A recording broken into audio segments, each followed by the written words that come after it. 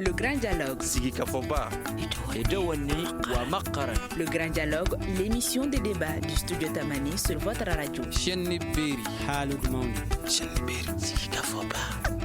Le Grand Dialogue. 13e édition de la rentrée littéraire du Mali est prévue du 16 au 20 mars prochain. Elle intervient dans un contexte où la lecture et l'accès aux livres restent un défi pour les Maliens, principalement pour le Malien lambda. Les livres sont-ils accessibles au Mali? Où et par qui? Les auteurs maliens sont-ils assez valorisés? Ce sont entre autres questions qui seront répondues au cours de ce grand dialogue. Et nous avons invité pour cela Madame Aïcha Diarra, écrivain et éditrice. Bienvenue. Merci. Et Monsieur Mamadou Ba, responsable de Ba Librairie. Merci d'avoir accepté notre invitation. Monsieur Ibrahim Bagayogo, président du club des lecteurs de l'Institut français. Bienvenue, Monsieur Bagayogo. Merci bien. Moi, je suis Mariam Koulibaly pour présenter cette émission dont le thème est « Quelle est l'importance de la lecture ?» Installez-vous, c'est parti. Le Grand Dialogue. Avant de donner la parole à nos invités, nous allons déjà écouter les réactions des Bamakois par rapport à l'importance de la lecture. Quelqu'un qui lit et quelqu'un qui ne lit pas n'est pas la même chose. La lecture permet à l'enfant d'élever la pensée, c'est-à-dire de faire la distinction entre le bien et le mal. Moi, je lis et je pense que la lecture est essentielle, surtout pour nous, Maliens, qui avons souvent du mal à nous exprimer en français. Les jeunes de maintenant ne lisent pas, je ne sais pas si c'est parce qu'ils n'ont pas le temps ou si c'est parce qu'ils ne savent pas ce que c'est que la lecture. Mais en quelque sorte, je n'accuse pas que les jeunes, j'accuse aussi les parents. Bon, depuis que j'ai commencé à lire, franchement, j'ai eu une ouverture d'esprit exceptionnelle, je vais dire. Ça m'a permis d'accroître déjà mon vocabulaire, qui est très très important, surtout dans les milieux professionnels et tout. Monsieur Bagayogo, vous qui êtes président d'un club de lecture, êtes-vous d'accord avec les avis que vous venez d'écouter? Merci déjà pour l'invitation d'office. La lecture n'est pas une chose aisée, oui, d'une part et d'autre. En réalité, la population malienne a raison, sur plusieurs plans d'ailleurs, parce qu'il faudrait comprendre la lecture doit être une culture, et il me semble qu'elle n'est pas notre culture. Donc, il faudrait que quelqu'un l'a signalé tout de suite dans l'intervention, comme quoi il faudrait que ça commence depuis la famille. Parce qu'il faut que la famille s'implique, au-delà de l'école, il faut que la famille s'implique. Il faut aussi qu'il y ait les outils comme les livres, bien sûr, et d'autres, outils qui vont permettre peut-être à la population, en tout cas ceux qui partent bien sûr à l'école, qui savent lire, pour s'imprégner de cette notion, cette lecture, de savoir réellement pourquoi lire, quelqu'un l'a signalé tout de suite, pour quelles raisons et quoi en faire après la lecture. Parce que c'est des questions fondamentales qu'il faudrait se poser pour pouvoir en réalité savoir l'utilité et avoir l'engouement pour la lecture. Aïcha Diarra, vous êtes auteur. Lire déjà, est-ce que c'est important? Merci pour la question. Lire, c'est très important et je pense que tout le monde le sait, même si on fait semblant de ne pas nous y intéresser assez. La crise de la lecture au Mali, c'est très connu et même en Afrique en général. Donc, comme mon collègue vient de le dire, le président de l'association de l'Institut français, c'est qu'il faut d'abord au préalable la culture de la lecture. Il faut que cette culture puisse s'installer non seulement dans nos esprits, mais également elle doit passer par une certaine éducation depuis la famille à l'école, parce que la lecture ne vient pas seule. Donc, ça passe d'abord par une certaine formation, une certaine culture qu'on doit nous inculquer depuis le plus bas âge. D'accord. Monsieur Ba, la culture de la lecture, qu'est-ce qu'il faut faire maintenant pour l'inculquer aux Maliens? Alors, merci pour l'invitation. Alors, comme l'a dit mes prédécesseurs, il faut vraiment une politique de la part des autorités pour enfin orienter les gens à la lecture. Quand on regarde au Mali aujourd'hui, ne serait-ce qu'à voir au sein de l'université, il n'y a pas une bibliothèque digne de ce nom que l'une des facultés possède. Selon vous, c'est dû à quoi? Bon, je me dis, c'est non seulement le manque d'engagement des autorités, mais aussi voir tout le monde a sa part de responsabilité dedans. C'est depuis le bas âge. Aïcha Diarra, comment maintenant aider les enfants à aller vers cette lecture-là depuis le bas âge? C'est très simple, hein. C'est aux parents de prendre les responsabilités en main parce que nous sommes capables d'acheter les bazins les plus chers, les habits les plus chers, les téléphones les plus chers. Et nous nous plaignons que le livre coûte cher. Et ça c'est étonnant parce que le bazin coûte très cher et on l'achète au Mali. Donc, c'est aux parents maintenant de savoir, de prioriser vraiment ce qui est important pour leurs enfants. C'est à eux maintenant de définir, comme on dit, la politique d'éducation de l'enfant. Et la politique d'éducation, on ne peut pas parler d'éducation aujourd'hui sans parler des livres parce que je dirais que l'éducation, c'est le livre personnifié. Déjà, est-ce que les parents eux-mêmes lisent pendant cette ère du digital déjà? Est-ce que les parents même sont des exemples par rapport à ça? Eh bien, les parents ne lisent pas assez. Hein. Quand on regarde sur un plan général, on ne lit pas assez. Les parents, les élèves, également même nos profs qui sont censés nous enseigner cette culture de la lecture ne lisent pas assez. Donc, c'est assez difficile et ça s'explique aussi par le fait que nous venons d'une culture d'oralité. La tradition orale a beaucoup contribué à notre éducation. C'est-à-dire, avant les livres, il nous était possible de nous d'éduquer la population à travers la littérature orale. C'est-à-dire, la littérature orale existait au Mali depuis des siècles et dans cette littérature orale, comme dans la littérature écrite, nous avons tous les genres. Dans la littérature orale, vous allez voir que dans le mandé, il y avait la poésie, il y avait les contes, les éris, il y avait même les romans, si je peux me le permettre. Donc, cette littérature orale avait beaucoup contribué à la formation de la population, surtout à travers les éris. Quand on racontait, par exemple, à un enfant l'histoire du Sinamsonuma ou du Sinamsodjougou, on lui inculquait certaines valeurs. Quand on lui racontait, par exemple, l'histoire de Surguba et Zonzonba, etc. Donc, les valeurs étaient inculquées sans les livres. Donc, à mon avis, cet abandon de la tradition orale nous met un peu en retard parce que nous ne devions pas l'abandonner. On devait plutôt, c'est-à-dire comment faire évoluer ça, comment technologiser ça, si je peux me le permettre. Donc, pour moi, cette tradition orale, c'est le livre en version audio. Donc, on l'a abandonné au profit de l'écriture. L'écriture qui a pourtant montré ses preuves au fil du temps parce que l'oralité n'est pas forcément crédible à côté de l'écriture.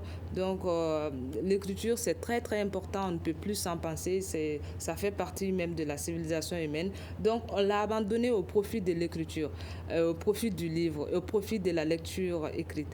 Donc, et même ça, on n'est pas en train de le prendre comme il le faut. Donc, on ne lit pas assez et on a abandonné ce qui nous permet d'être éduqués, d'avoir les valeurs citoyennes qu'il fallait, d'être une personne vraiment humaine. Voilà. Monsieur Barayou, est-ce que vous êtes d'avis avec Madame Diarra qui dit que l'abandon de la pratique de l'oralité serait l'une des causes aussi qui fait que de telle sorte qu'aujourd'hui les jeunes ne lisent pas? Est-ce que vous êtes du même avis qu'elle? Bon, je n'irai pas forcément dans l'optique de Diarra. Je pense que c'est deux éléments qui se complètent. L'oralité et l'écrit, je crois, vont de pair. Il faut d'abord lire, c'est vrai, dans notre culture traditionnelle, forcément pas, je relativise, et on peut ne pas dire qu'il n'y avait pas d'écriture, mais il faut c'est à relativiser. Mais majoritairement, l'Afrique évoluait sur la parole. Mais il faut joindre les deux bouts, comme quoi aujourd'hui, surtout on est au XXIe siècle, pas au XIIe siècle ni rien, on est au XXIe siècle. Il faudrait joindre les deux bouts. L'oralité, pour mieux parler aujourd'hui, surtout quelqu'un qui est parti à l'école, déjà tu as ta licence, pour mieux parler, pour avoir des arguments, pour bien se tenir dans le cadre professionnel, il faudrait bien sûr lire impérativement au-delà de l'oralité. Et la lecture va permettre à l'individu, en réalité, d'avoir les verbes nécessaires, le vocabulaire, quelqu'un l'a signalé, les verbes nécessaires pour pouvoir convaincre, en tout cas extérioriser sa pensée plus facilement. C'est aussi ludique, ce qu'elle a signalé, nos iris, nos pratiques traditionnelles, oui, mais en plus de cela, la lecture va permettre à l'enfant d'aller à la rencontre d'autres idées. Parce que pratiquement, nos pratiques traditionnelles qui sont les INI et au-delà, se tournaient autour seulement de nos réalités. Mais la lecture va permettre, moi je peux parler par exemple des États-Unis d'Amérique, mais je n'ai jamais été là-bas. Je peux parler de la France, mais je n'ai jamais été en France. Pratiquement. Donc, c'est à travers la lecture, à travers les livres que je découvre en réalité peut-être qu'est-ce qu'une ville française, etc., etc. Et en réalité, il faudrait joindre les deux bouts de ces différentes cultures, ce que nous, souvent, on essaie de l'ignorer. Et il ne faudrait pas l'ignorer, il faudrait aller vers en réalité. Monsieur vous qui êtes libraire, si je peux m'exprimer ainsi, aujourd'hui, quels sont les livres qui intéressent les jeunes pratiquement? Alors aujourd'hui, pratiquement, quand vous voyez, la plupart de nos ventes, c'est des livres de développement personnel. Non seulement des livres de développement personnel, mais aussi des livres d'actualité. Quand je dis un livre d'actualité, peut-être un livre qui paraît sur la biographie d'une personnalité, des livres pour enfants, des documents de travail. Sinon, la chaîne du livre aujourd'hui, ce n'est plus comme avant. Ce n'est plus comme avant. Expliquez-vous, s'il vous plaît. Je veux dire, avant, quand on regardait à travers les foires, à travers les rencontres littéraires, là, il y avait toujours un engouement autour du livre. Mais maintenant, avec la crise, tout est ralenti. Aïcha Diarra, comment faire alors pour susciter l'envie du livre au lecteur? Alors, la question elle est très pertinente parce que c'est cette même question qui se pose depuis des années. Comment faire pour que le goût de la lecture soit cultivé? On vient d'en parler tout de suite. C'est d'abord une éducation qui se passe depuis la famille, c'est-à-dire c'est les parents qui doivent changer leur politique d'éducation. Au lieu, on sait très bien qu'aujourd'hui, nos smartphones, les tablettes, les nouvelles technologies, c'est nécessaire. On ne peut pas vivre sans. Donc, c'est à eux maintenant de prioriser. Au lieu d'acheter un téléphone ou bien une tablette à un enfant, l'enfant a plutôt besoin d'apprendre mais à partir est-ce que dans ces téléphones-là, il y a aussi la possibilité de télécharger des livres ou d'écouter des livres? Il y a la audio. possibilité, mais moi, je reste vraiment perplexe toujours sur cette question parce que quelqu'un, d'abord, qui n'aime pas lire, même si tu lui amènes un livre, je ne sais pas comment expliquer ça, un livre, que ce soit dans une tablette ou bien dans une autre forme de technologie, la personne ne lira jamais. Donc, le fait de sauter les étapes, je pense que c'est un risque que nous sommes en train de prendre, même si je sais que cette étape est très importante parce que le monde évolue, il faut aller vers le numérique, c'est important et c'est primordial, on ne peut pas aller sans. Mais maintenant, ce qu'il faut faire, ce n'est pas le livre en version papier, ce n'est pas le livre en version électronique. Nous avons besoin maintenant d'inculquer le goût de la lecture. Et avec cela, on n'aura plus besoin de dire aux Maliens lis tant que le goût de la lecture y a. Donc, le Malien fait tout ce qu'il veut. Je ne sais pas si vous avez remarqué cela. Si le Malien aime une chose, il le fait. Même s'il n'a pas les moyens, il le fait. Si le Malien veut un iPhone 11, même s'il n'a pas les moyens, il va se le procurer. Donc, je pense que d'abord, il faut inculquer ce goût de la lecture et ensuite, nous-mêmes, nous prendrons l'initiative, nos parents prendront l'initiative d'installer des mini-bibliothèques dans nos maisons. Donc, comment maintenant comment inculquer maintenant le goût de la lecture? Je viens de le dire à travers les parents d'abord et ensuite l'école. Et il y avait une manière avant, à chaque fois qu'on rentrait en classe, on commençait toujours par la lecture du jour. Il y avait toujours un texte qu'on lisait, un extrait de texte. Je ne sais pas si c'est toujours le cas, mais je ne pense plus que ce soit aussi comme avant. Donc, je pense que les profs, nos enseignants doivent vraiment beaucoup s'appesantir sur ça. Et puis, qu'est-ce que les enfants lisent? Je pense que l'intérêt se trouve là. Est-ce que ce qu'ils lisent les intéresse? Est-ce que ça leur apporte? Est-ce que pour eux, ça leur apporte quelque chose? Donc, il faut vraiment une politique même alors, du livre. Alors, selon quel contenu il faudrait proposer aux enfants alors, pour les inciter à aller vers la lecture? Vous allez constater que dans notre système scolaire, c'est toujours des livres étrangers qui sont enseignés dans nos écoles. Je veux dire, en général en tout cas, 90% ou 80%, si je peux me le permettre, il y a pas assez d'écrivains maliens inscrits au programme scolaire. C'est qu'il y a ce déplorable et ça fait même honte de voir que nous étudions d'abord les autres avant de nous étudier nous-mêmes. Donc, à mon avis, il faut nous parler de nous-mêmes, comme le thème de la rentrée littéraire le dit, nous écrire nous-mêmes, nous parler de nous-mêmes, nous lire nous-mêmes. Et je pense que ce contenu peut beaucoup intéresser les enfants. Monsieur Barayuro, quelle est la place que les auteurs maliens occupent dans votre club de lecture? Est-ce qu'ils sont assez représentés? Pas assez. Pourquoi?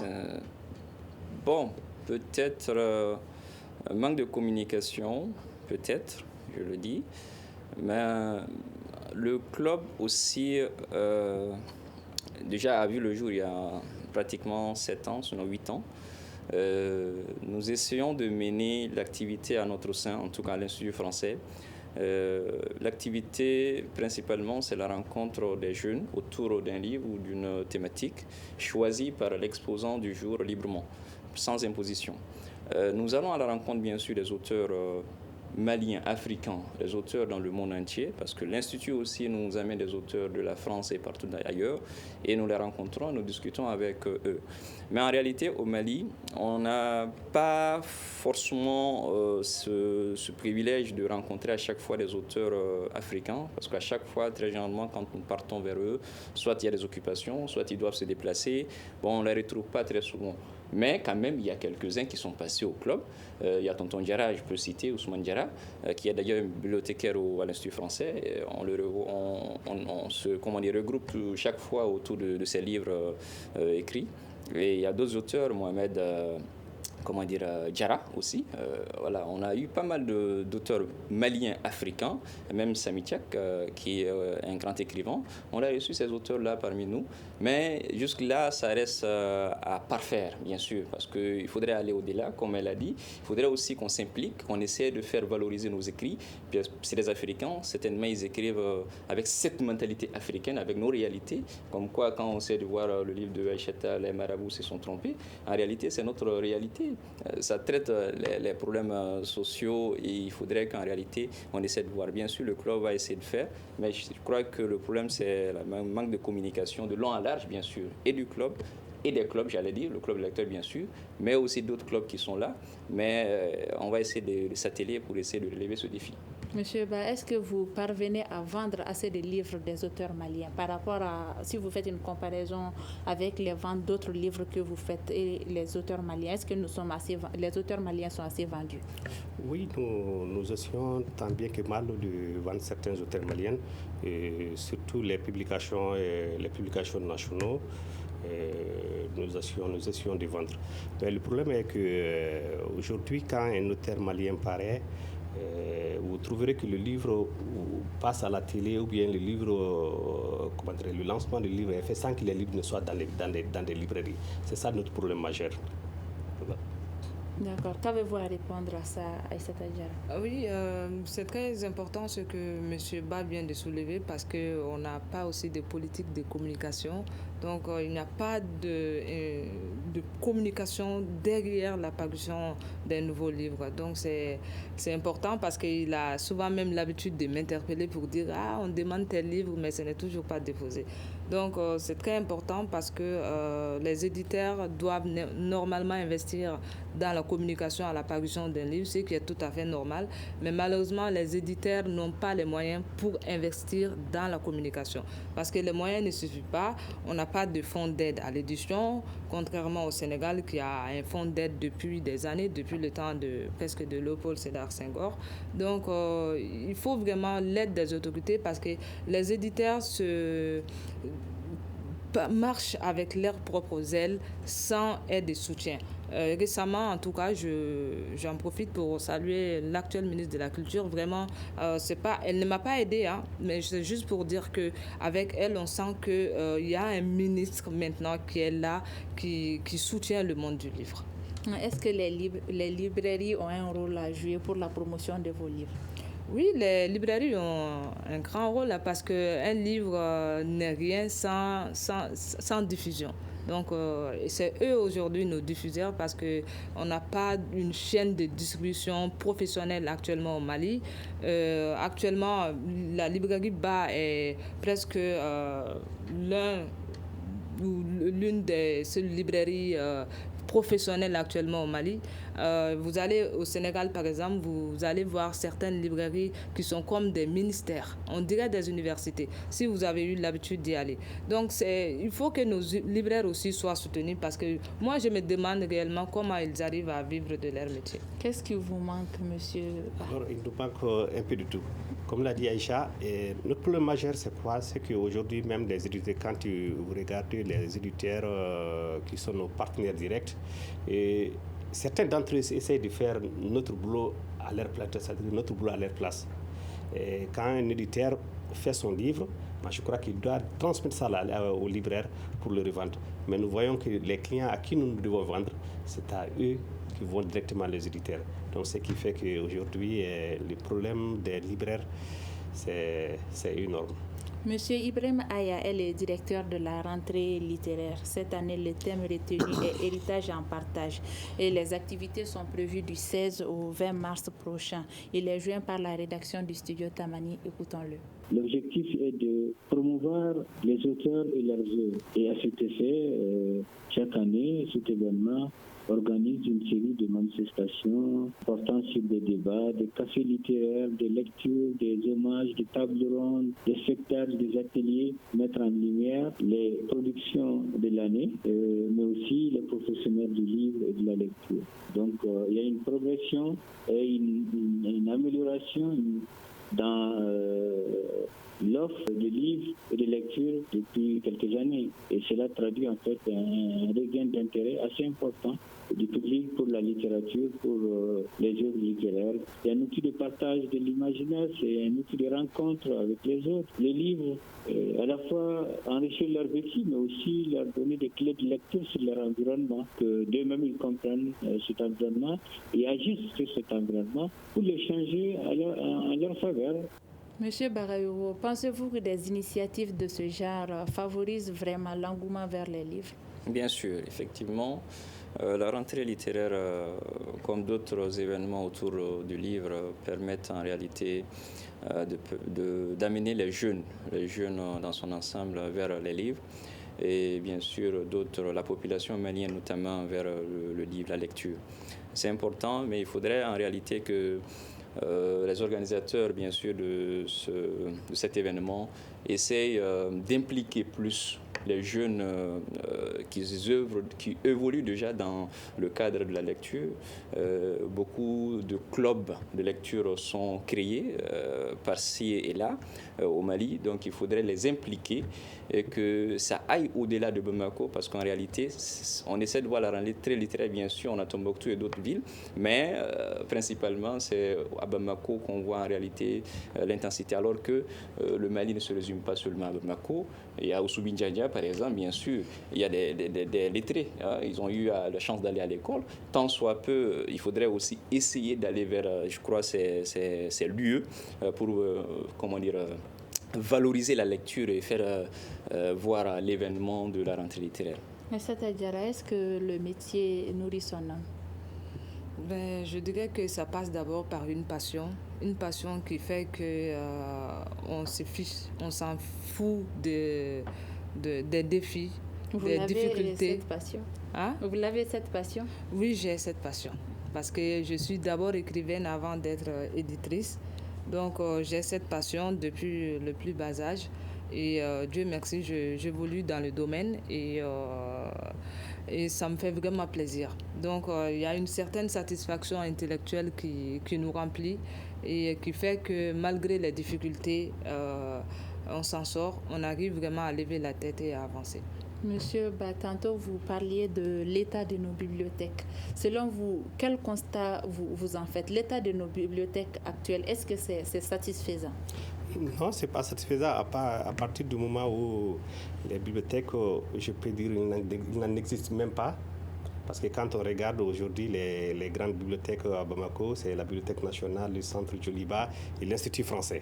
En dehors de ça, il n'y a pas de bibliothèque digne de ce nom. Alors moi je crois que pour mener à bon port cette politique du livre, il faudra que l'État s'implique. L'État s'implique au sein des... Il ne serait-ce qu'avoir chaque commune une bibliothèque. Chaque commune une bibliothèque digne de ce nom. Là, je crois que ça pourrait attirer encore davantage les gens à aller vers la lecture. C'est-à-dire l'état de nos bibliothèques, selon vous? L'état, ça dépend. Parce que moi, j'ai compris la question. Vous voulez demander s'il y a assez de bibliothèques? S'il y a assez de bibliothèques, s'il y a assez de livres, s'il y a des nouveaux livres présentement qui intéressent les gens. Ok, moi je vois d'abord la question sous deux aspects. C'est-à-dire l'état physique de nos bibliothèques, qui est assez déplorable. Quand je prends l'exemple un peu sur la Bibliothèque nationale, je pense que notre Bibliothèque nationale a même d'abord besoin d'être réaménagée et réadaptée. Parce que quand moi je voyage et que je rends visite dans certaines bibliothèques d'autres pays, je suis gênée quand je vois l'état de notre bibliothèque nationale. Je pense que nos autorités doivent s'impliquer afin de réaménager vraiment une bibliothèque nationale parce que c'est vu partout et les gens viennent de l'extérieur pour voir dans quelles conditions évolue notre éducation et c'est la bibliothèque nationale qui est le reflet de cette éducation. D'abord, l'état de nos bibliothèques, c'est que d'abord, M. Ba l'a dit, il n'y en a pas assez et nos bibliothèques ne sont pas assez documentées. Mais l'autre question est de savoir, est-ce que même si nos bibliothèques sont assez documentées, est-ce que les gens vont vers les livres? C'est là le problème. Il y en a assez, je pense qu'il y a quelques bibliothèques et, qui sont toujours vides. Malheureusement, il n'y a pas assez de personnes. À chaque fois que tu vas, tu trouves vraiment... C'est dans un silence désastreux, en tout cas. Mais les bibliothèques, généralement, il doit y avoir ces silences-là. Oui, il doit y avoir des silences, mais le silence dont je parle vraiment, c'est l'absence de lecteurs. Donc, c'est assez déplorable. C'est vrai qu'il faut avoir des bibliothèques, c'est très important, surtout dans nos écoles. Il faut que les élèves aient accès à tout moment aux livres, c'est-à-dire j'ai besoin d'un livre sur la géographie, sur telle matière. Là, je dois normalement me référer à un auteur ou à un livre, mais il n'y en a pas malheureusement. Et souvent, les élèves sont obligés d'aller sur le net, piocher des choses.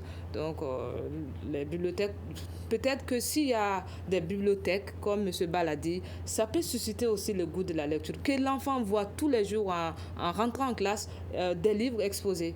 Donc, ça peut susciter inconsciemment un élève à aller prendre tel livre et l'ouvrir. Monsieur Barayoro, vous qu'on peut considérer comme un ami du livre, dans nos bibliothèques, est-ce que les livres qui y sont intéressent réellement les gens? Est-ce qu'on n'a pas besoin de nouveautés? De nouveautés, je crois que c'est la nature humaine. L'homme a toujours besoin d'aller vers de nouvelles choses. Mais en question de livres, pour nous, les rats de la bibliothèque, on dit qu'on apprend tout avec tout livre. Donc, le choix incombe au lecteur ou à l'intéressé. Je suis tel, j'aimerais avoir tel livre pour telle raison. On ne peut pas en réalité dire il faudrait lire tel livre, forcément. Non, moi personnellement, je ne conseille pas ça. Bien sûr, on peut lire des livres qui ont un rapport avec nos domaines de formation. Il le faut impérativement.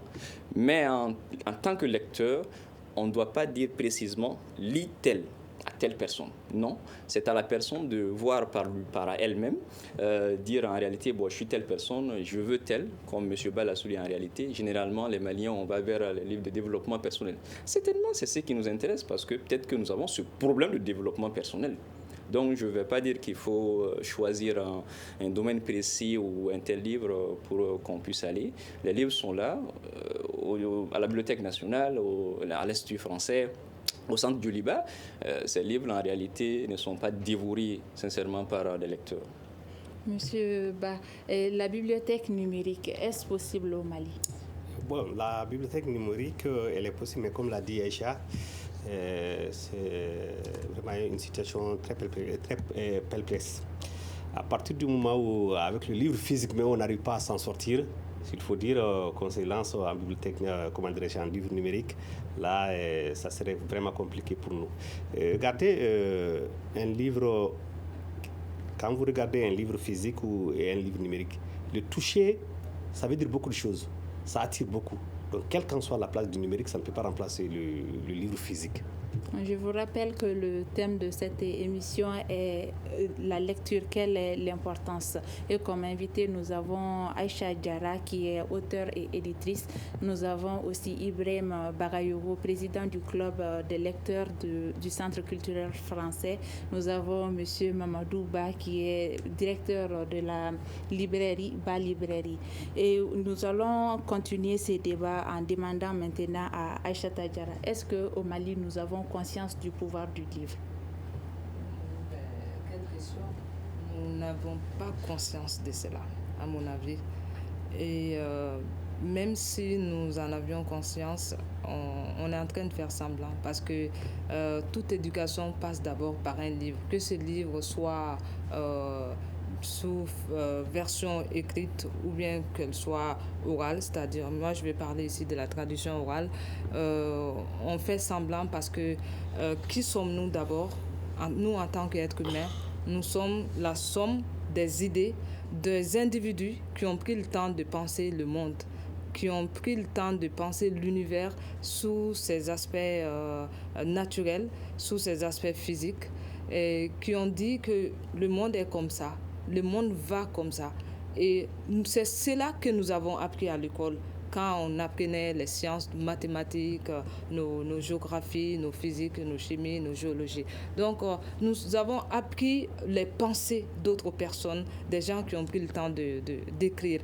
Donc, l'importance de la lecture, ce n'est plus à démontrer parce que nous sommes, nous en tant qu'êtres humains, des livres personnifiés parce que nous vivons, nous nous réveillons, nous dormons avec les idées qu'on nous a transmis depuis l'école, qu'on nous transmet depuis la famille. Et donc, à partir de ces idées-là, nous aussi, on arrive à inspirer d'autres personnes, à inventer, à créer, à aller de l'avant, à penser le monde pour les futures générations qui, quand elles vont venir plus tard, vont aussi nous lire, comprendre ce que nous aussi on pense du monde, qu'est-ce qu'on a fait du monde.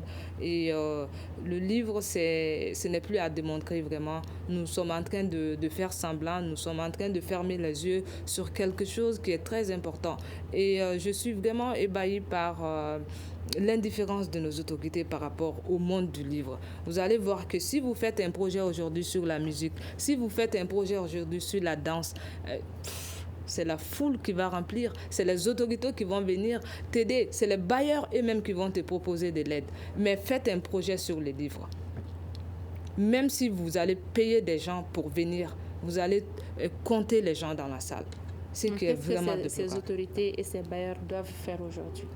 En fait, ça n'a pas commencé aujourd'hui. C'est depuis quelques années que ça commence. Et ça a beaucoup... la situation est beaucoup empirée ces 10 dernières années surtout. Donc, cette négligence a vraiment retardé, si je peux dire, le secteur du livre de 20 ans.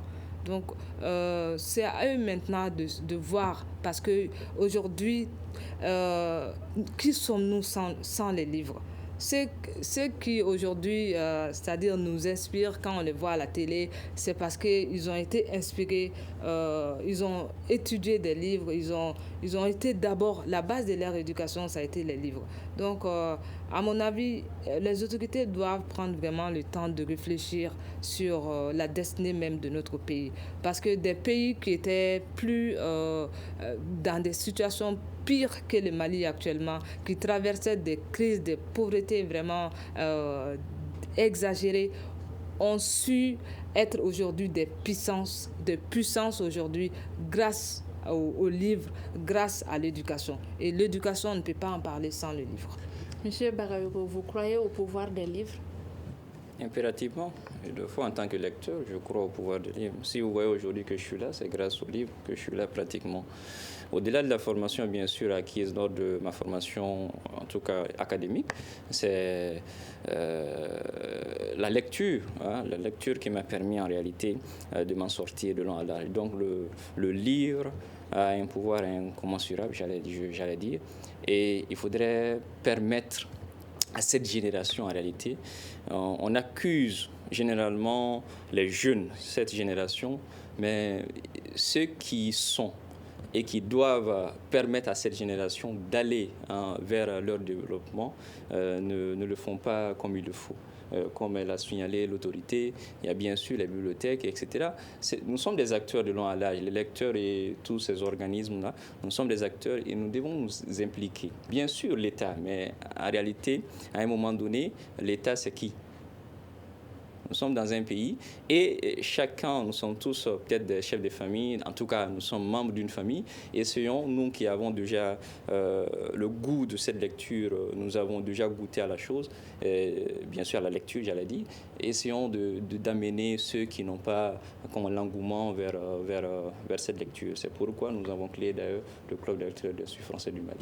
Monsieur Ba, si vous faites une comparaison, par exemple, les 10 dernières années à aujourd'hui, les Maliens, ils lisent moins ou bien ils lisent plus?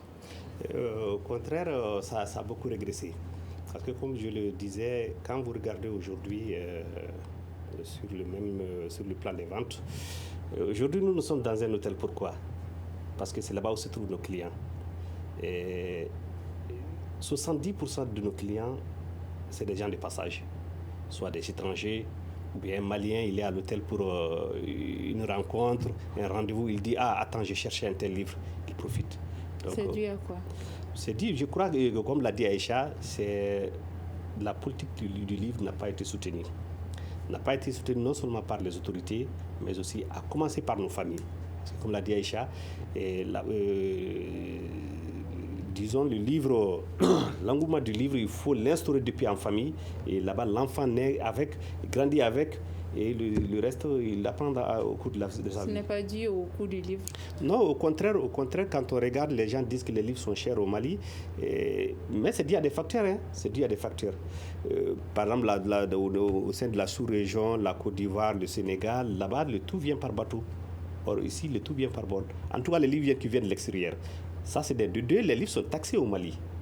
Par rapport au reste de la sous-région, les livres sont taxés au Mali.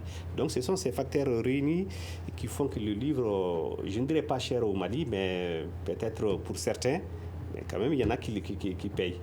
Voilà. Aïcha Diarra, les prix du livre au Mali, selon vous, est-ce que c'est convenable? Si on le compare sur un plan, on peut dire que oui, c'est cher par rapport au pouvoir d'achat du Malien lambda.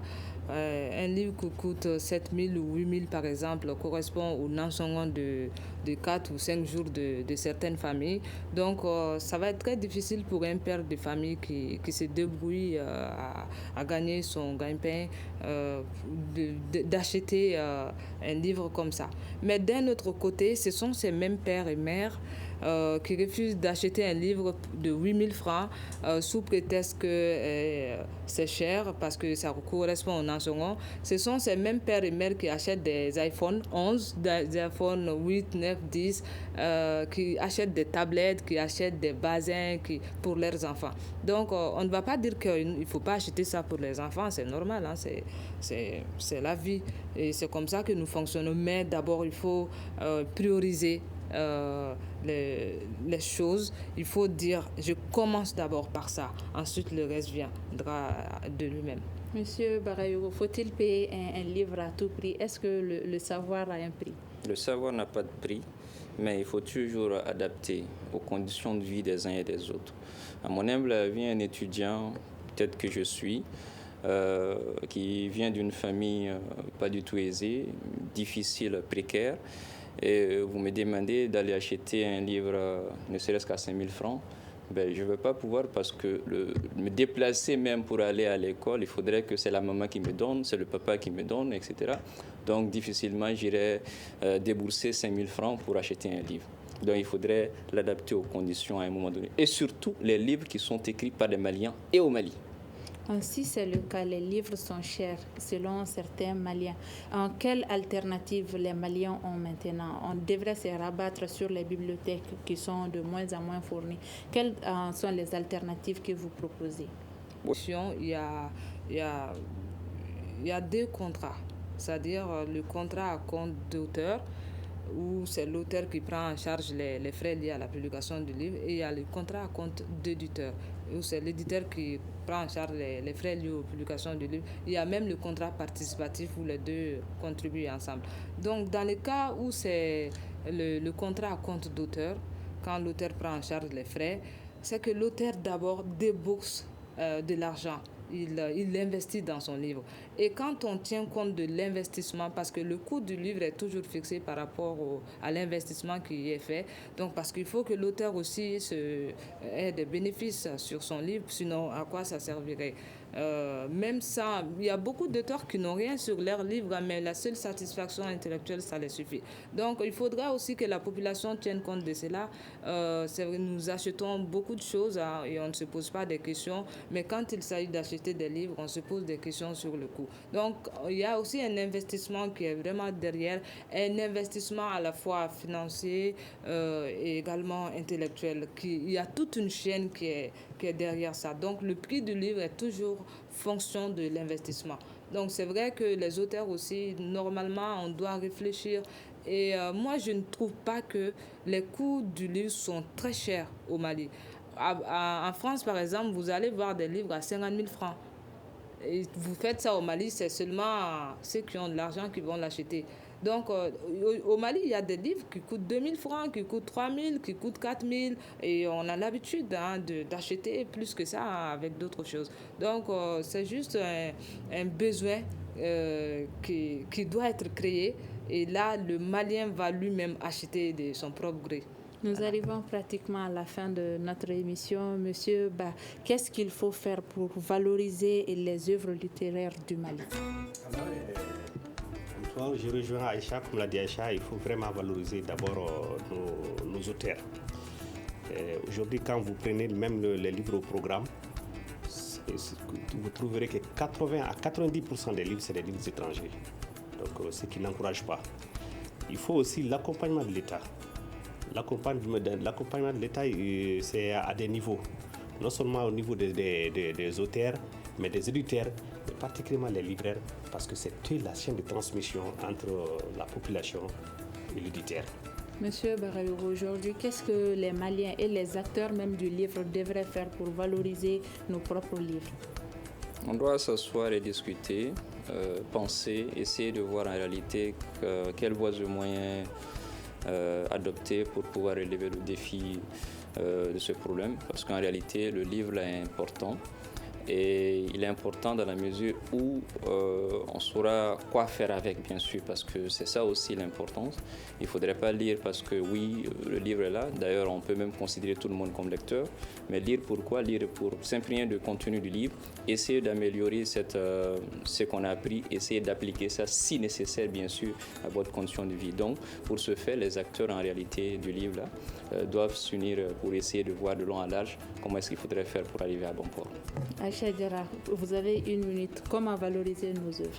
Comment valoriser nos œuvres? Je pense que c'est la population malienne même qui doit être présente, parce que ce que Studio Tamani fait maintenant, c'est une manière de valoriser les œuvres. Je pense que les médias, c'est vrai que les éditeurs doivent s'impliquer, les auteurs doivent s'impliquer, mais je pense que les médias peuvent beaucoup dans la valorisation de nos œuvres. Quand par exemple les jeunes voient, la population voit tout le temps les musiques passer, ça les incite à écouter cette musique. Mais quand ils voient très, très fréquemment des auteurs, des écrivains qui passent à la télé, dans les radios, je pense que ça peut beaucoup contribuer à la valorisation de nos écrits et également de nos auteurs. Donc les médias ont un grand rôle à jouer et c'est ce qu'il faut à mon avis. C'est la fin de cette émission. Merci à vous de l'avoir suivi. Le thème était quelle est l'importance de la lecture et nos invités étaient Aïcha Diarra, écrivaine et éditrice, Mamadou Ba de Ba Librairie, Ibrahim Bagayogo, président du club de lecture de l'Institut français. Et à la présentation, c'était Mariam Koulibaly, à la régie vidéo Mamadi Keita et Salim Diouara. Le débat a été coordonné par Mohamedou Touré. Au revoir et à demain. Le Grand Dialogue. Sigi Kafoba. Le Grand Dialogue, l'émission des débats du studio Tamani sur votre radio.